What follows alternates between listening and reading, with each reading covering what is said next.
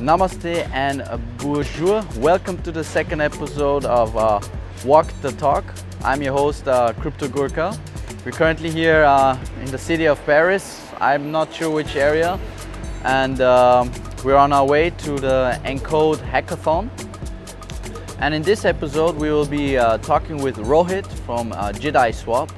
And we will be talking about DAOs, philosophize about DAOs, and of course talk about JediSwap. So I hope you enjoyed this episode, and let's go.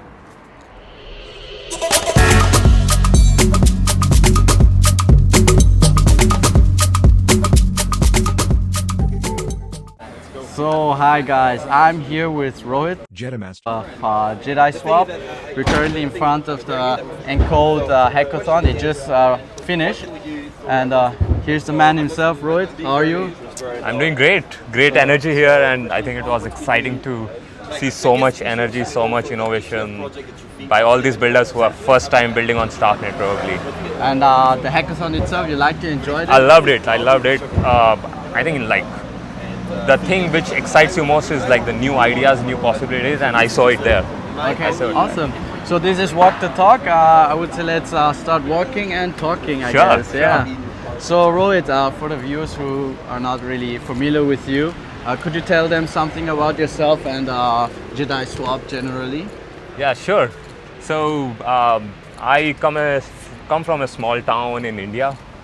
I was born in north of India, then I lived in south of India, and I got exposure to, you can say, technology when I was in college, not before that. And then it just started fascinating me, like how internet can change the world. And with that, I became a builder for the first time. So I define myself as a builder. And the first thing I started building was selling fruits and vegetables online in India. That was 2010. And that made me realize I do not love operations. It's just too much work for me. Yeah. But I love technology and I love consumers. So with that, then I started a mobile gaming company. That was somewhere around 2012. I bootstrapped that company to like 3 or 4 million users. And while I was building that, I somehow landed up on Bitcoin white paper. And that kind of just blew my mind. Like, this is something very new, something that is going to change the world.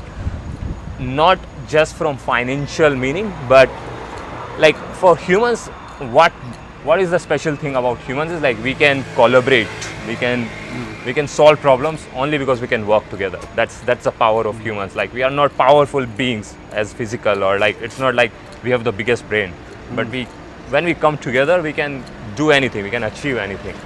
And Bitcoin kind of gave me this idea, like it's a coordination tool. It is going to like change the way how do we coordinate with each other. It is going to make that coordination more efficient.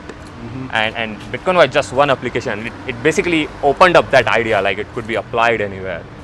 So as a result, I just got into that rabbit hole of crypto. I just started reading more white papers, which included Ethereum, Augur. All these projects were just white papers back then.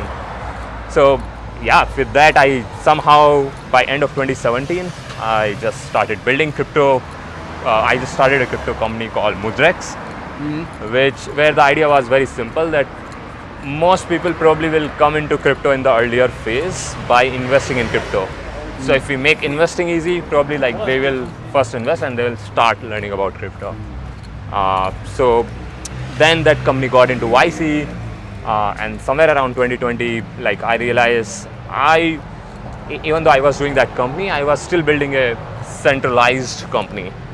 And when you do that, you get stuck into the same things like regulatory things or raising funds and all of these things, and you cannot spend a lot of time in learning or like talking to people who are pushing the boundaries, who are really innovating.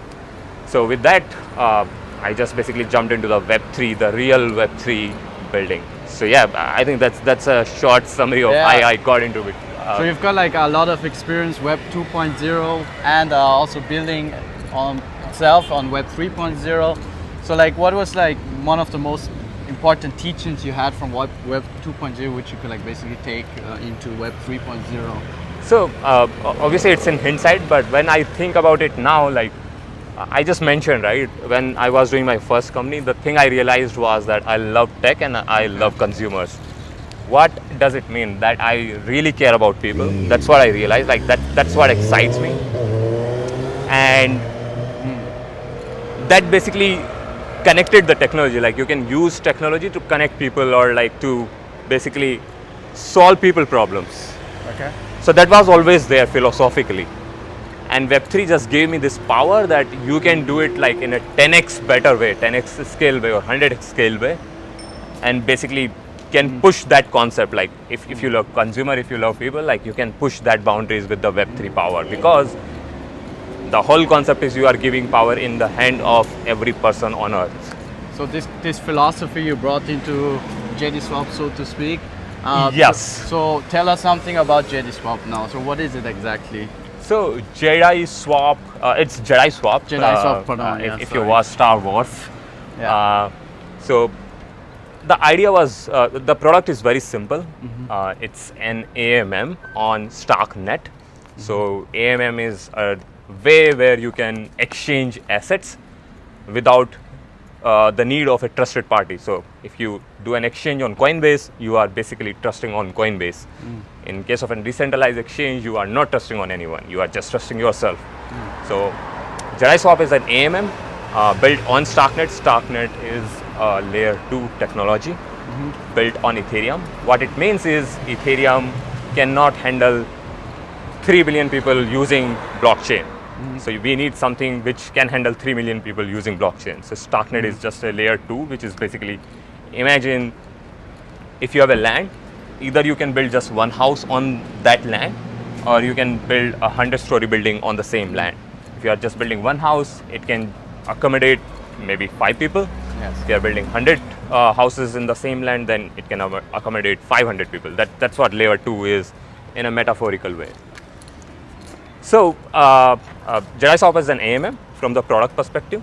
But what is new about JediSwap, very different about JediSwap, is JediSwap is a very bottom-up organization. It's a community-driven organization. So what we see today in organization is like when you work at a company, it's a centralized company, it's a top-down company. What it means is decision-making or any kind of operational activities happen from board of directors to CEO to managers to like employees. The flow go from like top to bottom. In a bottom-up organization, it comes from the bottom. Like a lot of people come together, they wanna build something, and then they coordinate among themselves, and some people rise to the top, and it flows like this. So that's how JediSwap works. There is no financial contract in JediSwap. Everyone is a contributor. People work for JediSwap because they believe in this philosophy that these kind of organization can be much more powerful. It could be empowering to people, because in this case now, one person is not deciding what you should get or how much you should earn, but you are deciding what do you want to do, how much do you want to grow, why do you even work with this kind of an organization, because you like these people, not because you are just getting a salary or like you have a fear of getting fired or anything like that. So JediSwap is a community-driven organization that is building the AMM and many other products. Yeah, on your Twitter you announced that you finished a Gitcoin grant. So could you also perhaps tell us something about this grant and like what's the roadmap?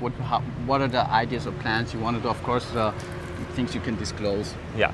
So whenever you want to build an organization or a product, before it can make any money, you first need to build it. So the first problem statement is like you might have expenses in that. So how do you get money for those expenses? In any organization, in traditional organization, the path is you raise funds from private investors, venture capital. In case of JediSwap, we raise it from the crowd. So Gitcoin is basically a crowdfunding platform where people can donate money to projects they believe in. So we basically thought like that's the way we want to go. If everyone can participate, if everyone can support JediSwap from financial perspective as well, then that again makes those people as the decision makers of JediSwap. They can contribute more, because if you are investing money, then you believe in the idea. then you can get more involved. You can actually help in turning that idea into reality as well. So we did a Gitcoin round, and we were number 1 in the last Gitcoin round. More than, I think, 35,000 people donated to JediSwap. So amount is not important here, it's the people, because if you bring 35,000 people for a mission, for a belief, then like that spreads out really, really strong. Yeah, I agree.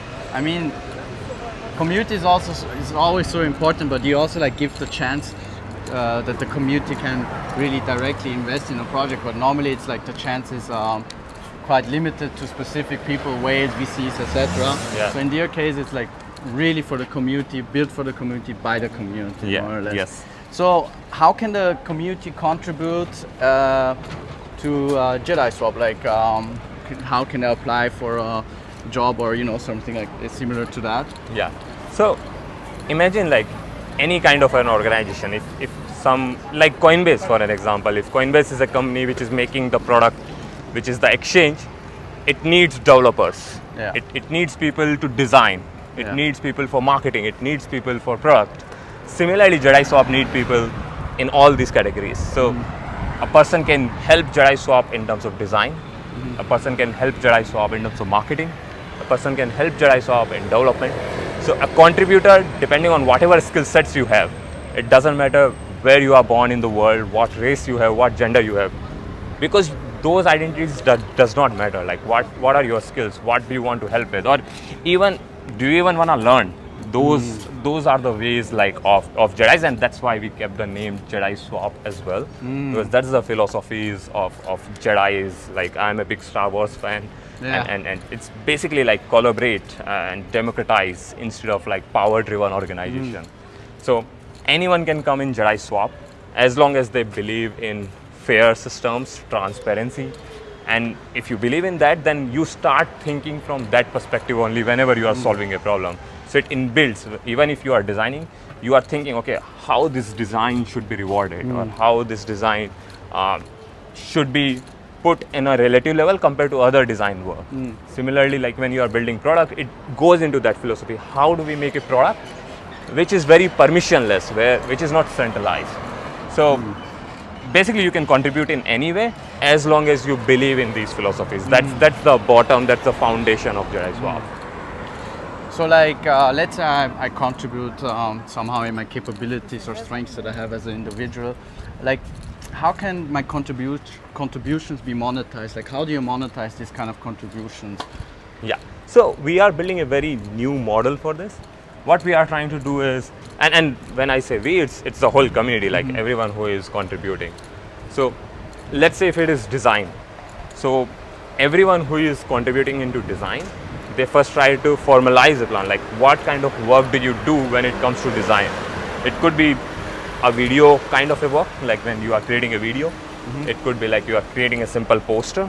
It could be you are creating a whole website. So you categorize these are the kind of work that happens in design. Now you give them weightage, all of these work. Okay, like one kind of work requires this kind of a pre-knowledge. It requires this much effort. It produces this much impact. So based on these parameters, we have like made a rule set that if you do this kind of work, then this will be the range of points which you will earn. So now every time you are doing some work, you are earning some points and you are accumulating that points. So throughout time, then like after 6 months, like person A has accumulated 100 points, person B has accumulated 50 points. Now, and that has happened in all other guilds. That happens in development, that happens in marketing as well.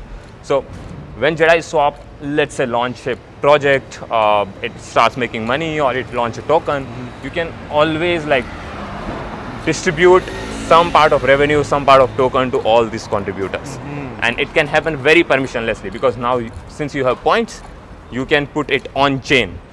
Once you have it on chain, you can actually write the smart contract logic where you do not have to come to me or anyone in JediSwap team, and you can just interact with the contract, and as long as you have points, you can claim tokens or you can claim revenue, and that can keep happening every month as well. You can build like salary structures using that. So yeah, that's how it happens. That's how we are trying to do it. Are the contributors announced? Do you know anything about the contributors, or it's just in some cases yes, in some cases no, and it does not matter. doesn't matter. It does not matter because the way we are trying to structure work is like it doesn't matter who is working on that. It's just the work. Whoever does that, they can claim those number of points. At the end of the day, the result counts, not who you are, what you do. Not really. Okay. Because results are sometimes not in the hand of person who is putting efforts. For an example, like a designer, he can create a great poster. Okay. Because he has been asked by the community, like we want this poster. Okay, now you cannot measure the impact of that poster, or it maybe you will not even use that poster, but that designer has already put the effort. So you have to reward that. So there are like mixed bundles of things. In some cases we take impact as or result as part of the equation. Okay. In some cases we don't. Okay, interesting. So how can I find, where can I contribute? Is it on your Discord or maybe your Twitter or on your webpage? Where can I find a list of jobs or jobs, if we can say, more or less? Yeah, so I think it is very simple. Like just join our Discord, and the moment you join our Discord, there is a channel called Start here. It will tell you simple guide, like this is step 1 you have to do, and step 1 is very simple. You have to introduce yourself. Just introduce yourself, who you are, what do you do, or where you are from, or what excites you, why you are in crypto, how did you find about JediSwap, anything, whatever you feel like sharing.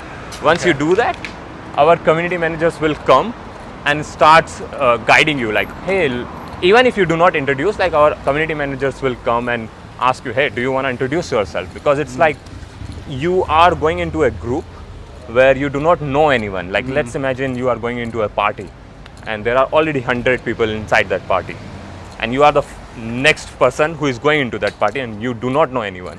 So you will feel very awkward. You will feel like you won't feel very open. You will not go and talk to people. So it's the job of those 100 people who are already in the party to welcome you, to make you feel at home. Then you will open up. Then you will tell about yourself. So that is exactly like what our community management guild is. For an example, all the community managers does this thing. They try to open up people. They try to get to know them, and then they guide them to the different guilds. Oh, you are good at this. Maybe you should talk to this guy who is working in this guild. So. And you can be part of multiple guilds as well. So it's the job of community managers. You don't have to put much effort. Only just join the Discord and basically introduce yourself. More or less like a family. Exactly. Okay. And that's the philosophy of DAOs. It's like working with friends, working with family. Yeah. That gives you that emotional happiness. It is not just work after that. It's like religion. It's like that's where I get my fulfillment. I generally do believe that DAOs will change how we think and how we work, like as an organization or a company as such. Maybe not now at the moment, but I'm sure in the future, near future, there will be way more DAOs, way more companies implementing this kind of ideas. Yeah. So, how do you think the future will be like generally DAOs? Do you also think they will be like similar, like how my thought process is going? Yeah, I absolutely believe so. I do not know if every single problem in the world will be solved in a bottom-up way. I do not know that. But many of those problems will be solved better in the bottom-up way. Many of the organizations, like it includes like social organizations today, which includes Facebook, Instagram, Google. All these kind of problem statements will be much more driven in a bottom-up way than in the top-down approach what we have today. So I do not call it just decentralized. I try to call it bottom-up because the term can be confusing. Why? Because a decentralized organization does not mean everyone has an equal say in every decision. It means everyone has an equal opportunity. Everyone has equal access to do the things, and then it's up to every person how much they want to get involved, and based on that, they get the say into a particular specific decision making or specific execution. Not only the community, but also users of specific products. Maybe I was thinking of, let's say, a like similar like cola. Yeah. And it's like, oh, every time you buy the cola, you've got like a kind of an NFT, and you can decide, oh yeah, what taste will be the next product, this Yeah. kind of stuff. So it's Yeah. also like kind of a DAO could also be used as a marketing tool more or less as well. Exactly. So Ex- yeah, that's ex- quite interesting. Yeah. So like, yeah, well, I'm from Nepal, and you know, Nepal and India is very similar. I in love this Nepal. sense, yeah. I always wanted to be there. We'll do it. When JediSwap meetup in Kathmandu. That Let's would do be it. amazing. Huh? Let's do it. Once crypto's legal, let's see. Hopefully. Yeah, but like I think in like secluded communities, it's quite corrupt, right? There's like a lot of corruption, and the products and producers of like, let's say, farmers, it's not distributed fairly, right? So my idea was, do you think there could be like a shared community, like with a DAO, everybody has like a small plot and they can decide, oh, okay, if we sell our apples or corns, could we like, we could do a treasury to invest in solar panels and this kind of idea. Like, do you think this could also be a future with DAOs? Absolutely, absolutely. I think so. DAOs are really, really, really early right now. Yeah. Because the problem with DAO is, from imagination perspective, they are pretty awesome. Like many people can get them very quickly, and as a result, you can get really bullish about DAOs really soon. Okay. The problem with DAOs is like, it's an organization at the end of the day. So an organization is built based on like, how do you coordinate between different entities. So that takes time. To create processes, it takes time. To compare it, like the centralized organization we have today, they have been around for thousands of years. So they got that amount of time to establish these processes. Like for an example, many companies follow OKR as an organization practice. What it helps with is like, it helps everyone comes to the same page. It helps everyone to like focus on the same mission and basically coordinate. Now we need to create we will figure out these kind of processes. It will be different than OKR probably, like it will be new kind of processes, but it will take time. So to solve the hardest problems, we need to first solve these kind of problems. So for digital organizations, I think it will be much easier to Whoa, sorry. via DAO. Bless you. I guess you. like it's just the It's the wind. yeah, Sorry. it's the way. But yeah, I mean like for digital problem statements, I think it will be much easier. Okay. But for physical problem statement, which is like maybe creating a rocket for an example, it might be a little bit harder, at least today. But that does not mean like it will never happen. We'll figure out ways. Sooner or later. Yeah, sooner or later. So, in fact, like DeSci is one of the category which you might hear already. Some of the people are working in DeSci, which is decentralized science, where you are trying to decentralize the science. Like how do you, because everyone has some knowledge. What if we all share knowledge? That's true. I've never heard about DeSci. That's quite interesting. Thank you for sharing. Yeah, so DeSci is the new phenomena that is happening, that basically like, how do we do scientific innovation by sharing knowledge, basically bringing knowledge and creating a bottom-up way. Yeah, that's true. Like mankind tends to keep certain kind of knowledge for themselves. Exactly. But I believe like if we've got a higher consciousness together as a unity or as a group, you can prosper way quicker if you, regardless if it's like sharing or like knowledge. Knowledge is to be shared, in my opinion. Exactly, and I'm a very big science person. Like I love science. I try to learn from science. Consider your whole human body. In your human body, there are so many things happening, and they are all happening to make you together as a whole. Similarly, like consider whole planet as one body, and like we are all individual entities of that planet. So we are all acting as a collective consciousness, because like if Earth doesn't survive, like none of us survives, and that's how you think about like natural disasters or pollution or anything like that, for an example. Like now you are more serious about the climate change. It's because it's a collective consciousness. Like it is not good for anyone. Yeah, I hope the best for the world, that we kind of work together more than fighting each other, and try to solve solutions together, right? So yeah, fully agree with the consciousness. So I think we're slowly reaching the end of the walk. We've been walking quite far. I don't know. It's a beautiful city. Yeah, it's a beautiful city. You can't complain. Maybe we'll try to look for a place to sit and have the last conversations. Have you been to Paris before? No, I think I think we got lost, our viewers, just for information, because there should be a park nearby. I think we went on the wrong Oh, side. wow. But I'm sure we'll find a park somewhere to sit, a bench. Let's see. This is whatever. I think we'll just walk and finish it. Yeah. So this will be my last question. So what are your thoughts about the Starknet ecosystem generally? So especially after today, we've been in the hackathon. So what are your general thoughts altogether? Yeah, so I think like if you think about blockchain, like how blockchain started, like it started with Bitcoin and even earlier than that, but Bitcoin was the first successful example. It opened up a design space of blockchains. So people started creating different blockchains.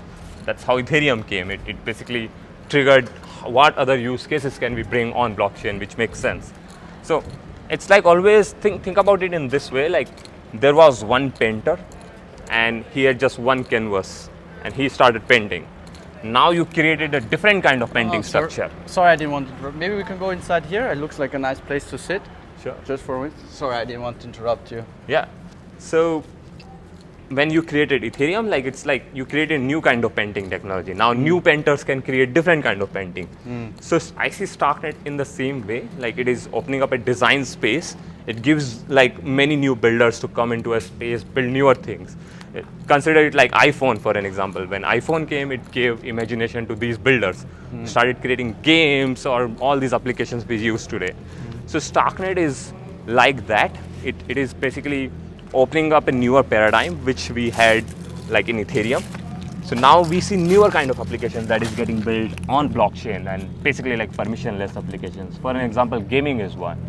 I think gaming is one of the most popular space, and it's all centralized today. Starknet gives that power that it could be decentralized. Similarly, like if we really want to take Web3 to billions of users, it has to be really cheap. Like it cannot even be 1 cent. Like you are from Nepal, I'm from India. Like can you imagine someone paying 1 cent every time they are doing a transaction? Forget about like making a comment on Facebook or anything like that. It's like okay, maybe he wants to take out a loan, let's say, for something. Oh, I have to pay $100 gas or in the peaks. That's too much. $100 is a lot in this kind of country. That's the whole salary probably for the whole month, right? So to make Web3 accessible to the rest of the world, it has to be like really, really cost effective.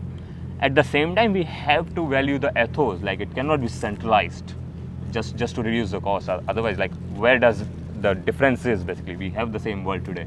So I think that's what is unlocked with zkrollups or validity rollups today, and I think Starknet is pretty amazing and they are leading the charge with that.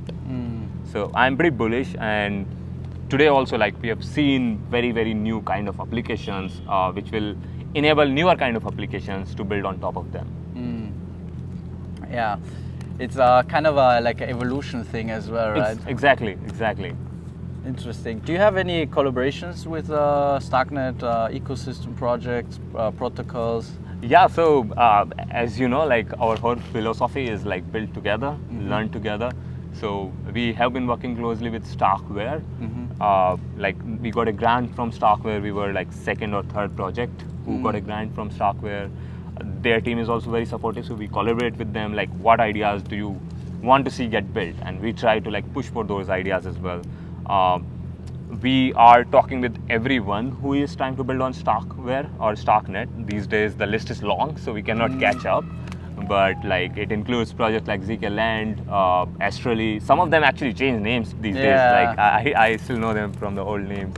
Or like Brick, many gaming projects. So we do a Twitter space as well every week to like help people understand about the tech and also help these builders in terms of like telling their story, like what they are really trying to build.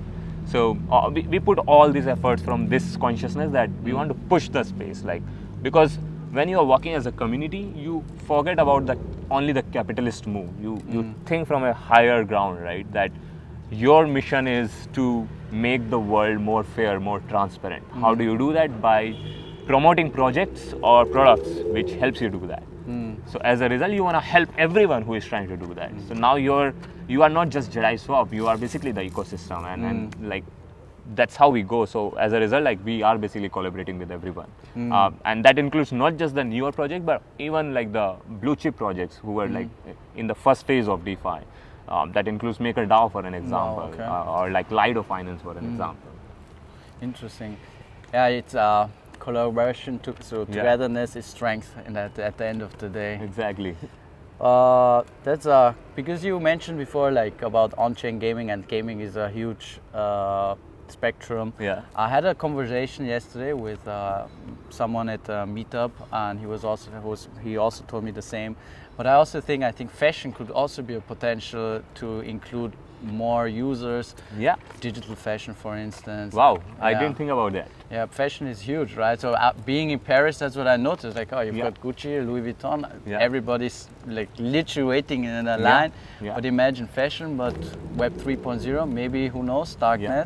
Yeah. So if there's another project, you can collaborate with JediSwap, or maybe with me, who knows? Absolutely. Yeah. We are all in the same meme. Yeah. So that's why the meme calls WAGME. Yeah, WAGME, WAGME. It's not only WAGME in the bull market, it's WAGME in the bear market as well. Bear season is to build and be WAGME at the end of the day. Absolutely. So yeah, let's go. I think we're basically finished with this Walk the Talk series. I've got 2 more questions from the community. So the first question would be from Chobi1 Kenobi. Wow, I love the name. Yeah. So Chobi1 Kenobi is one of our contributors. Like he is someone like a real example of what a bottom-up organization can do. Yeah. So he basically joined JediSwap community when we were few hundreds. Like today we are 8,000. We were few hundreds. And he just kept contributing, and now he's one of the leader of JediSwap. So shout out to Mr. Chobi1 Kenobi. So his question is, what is your favorite Star Wars movie? My personal one is, I think, number 3 is not bad. Return of the Sith, because like that's where Anakin becomes evil, and I think the last one where Anakin basically the Force comes to balance because he kills Palpatine. Oh damn! That's a very hard one. Like I love Star Wars too much. It's so hard to pick one. I guess like. I loved the last Star Wars movie. It was because of the fact it counterproved the same point, and it basically truly established that Jedi philosophy, that it does not matter where your surname is Skywalker or Palpatine. If you follow the ways of the Force, you are a Jedi.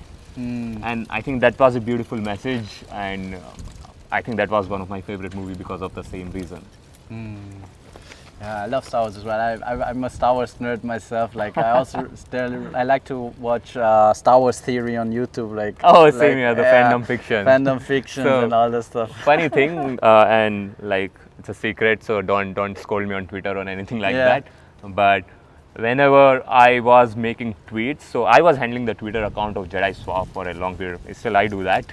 But in the early days, I used to go to the fandom fiction. Like try to read some famous lines and then try to convert it into blockchain message and like push it that way. So, like, wow, that's super interesting. I thought like it's really powerful. Like you need a way to communicate with people. You cannot explain Web3 to people with tech. You have to explain Web3 to people with philosophy, with like that message, what it means. That's true. And and Star Wars already does that. They've done a good job, and especially the fandom fiction. So like big there are always so many messages, powerful messages about life generally. Exactly. That's very cool. So this is the last question as well from the community from Tahiri. What is your vision of the community and experience working with the community? I think like I feel very lucky. Like, so I've been building things. So I'm generally a happy person, and I always had fun building things. But this is the first time like it gave me some really strong meaning. It gave purpose to me myself. So it's like community is something which is driving me, and not the other way around. Like by just seeing all these people, like I get motivated and I do more things, and I want to basically like push the boundaries and take like collectively like take to the different world where we do not see maybe mental health issues or these kind of issues in a world. So my experience with the community has been really amazing. Like I know when we started building, and even today many people question this, like one, community-driven organizations will be slow. Second, you cannot build great products using that. And I think we are continuously proving everyone wrong. This community is proving everyone wrong, because whatever we have done so far, it's just done by the community. So if you are satisfied till now, we'll keep pushing for the boundaries, right? We are not gonna stop, because all that has been done till now, it was done by probably 50 core contributors and 250 main contributors, and the number of contributors are increasing. So now you are just gonna see more effects. Now you are gonna see more things getting built. So I love the community. I love the JediSwap community. I get inspired every day, and I see how many amazing things people are doing. Some of them are building companies as well, some of the contributors, and some of them are just sitting in Nigeria. They were doing nothing, and it gave them an opportunity, and they just started rising. So that's the power of community. I think that's really powerful, that you give equal chance to everybody, Exactly. regardless of Exactly. nation or Exactly. skill sets. Man, everybody has certain kind Exactly. of And, good skill sets. and one example, I met couple of Moroccan people in each CC, and I was surprised. Those are the people who value Web3 the most, because they are the ones who have suffered the most, because they cannot send money out of their country. It's one of those use cases which makes you believe this makes sense, and that's what I think makes Web3 really powerful, because it's about the people. If you remove the top 100 people, it's all about the people ultimately. That's true. So very powerful message as well. So I think that's the final question. Thank you very much, Rohit. Thank you so much, Gurka. And it was great. I feel very lucky. Yeah, it was amazing. I got some beer, so I think we have to. Oh, damn! Awesome. Being Austrian as well, I think we have to say cheers. All right, IPA. That's an Indian beer. So that's a Starknet beer. Yeah. So this is the Starknet beer, and Odin himself. Shout out to Odin himself. He gave me this. It's a Starknet opener. Ooh. And I'll open a beer with I need the to reach Starknet out to opener. Odin. I need that. Yeah. Well, he gave me a couple of them, so it's like Shillit. I'm a Schiller at the end of the day. Here you go. It's a Starknet opener. So guys, if you need a Starknet, Starknet opener, just call me, text me, DM me. I'll send you one. Okay.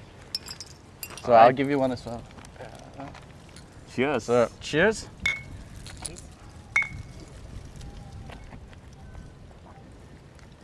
Ah, that's a good beer. Thank you. Starknet beer. Thank you It very much was for a your time. pleasure. It was a It pleasure was as an well. honor, and great job.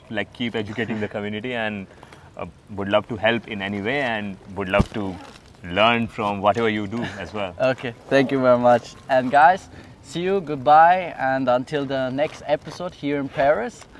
Let's keep building. Let's yes. keep building the community as well as the products. Bye.